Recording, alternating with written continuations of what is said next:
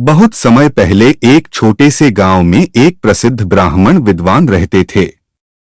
उनके ज्ञान का लोहा सब मानते थे और उनका आदर्श व्यवहार भी सभी के लिए एक उदाहरण था। उन्होंने अपने जीवन का अधिकांश समय वेद, शास्त्र और अन्य धार्मिक ग्रंथों का अध्ययन करने में बिताया था।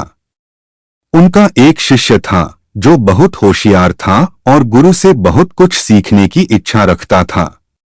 एक दिन शिष्य ने अपने गुरु से पूछा, गुरुदेव, क्या मैं आपके जितना ज्ञानी बन सकता हूँ? गुरु ने मुस्कुराते हुए उत्तर दिया, तुम्हारी लगन और मेहनत से तुम ज्ञान प्राप्त कर सकते हो, लेकिन सबसे पहले तुम्हें कुछ सीखने की जरूरत है। गुरु ने शिष्य को एक यात्रा पर भेजा और उसे यह संदेश दिया, तुम्हें एक ऐसे व्यक्ति से मिलना है जो सबसे बड़ा ज्ञानी हो। शिष्य कई दिनों तक यात्रा करता रहा, लेकिन उसे कोई ऐसा व्यक्ति नहीं मिला जो गुरु के समान ज्ञानवान हो। अंत में थका हारा वह एक गांव में पहुंचा। वहां एक साधु बाबा बैठे हुए थे। शिष्य ने सोचा, शायद यही वह व्यक्ति हो सकता है जो मुझे ज्ञान दे सके।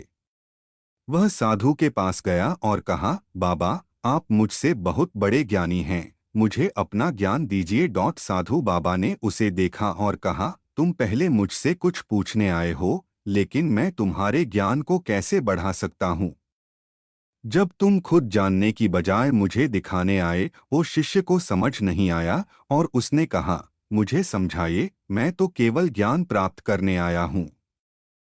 साधु बाबा मुस्कुराए और बोले, ज्ञान सबसे पहले आत्मज्ञान से आता है। एक व्यक्ति जितना सीखता है उतना ही अधिक उसे यह एहसास होता है कि उसे अभी और सीखने की जरूरत है। सबसे बड़ा ज्ञान यह है कि तुम कितने ही ज्ञानी हो, तुम्हारी ज्ञान की प्यास कभी खत्म नहीं होनी चाहिए। शिष्य ने यह बात समझी और बाबा के चरणों में गिरकर कहा, आपने सही कहा। ज्ञान की यात्रा जीवन भर चलती रहती है और मुझे अपनी नजरों से देखना होगा कि मैं क्या सीख सकता हूँ, न कि दूसरों से दिखावा करना।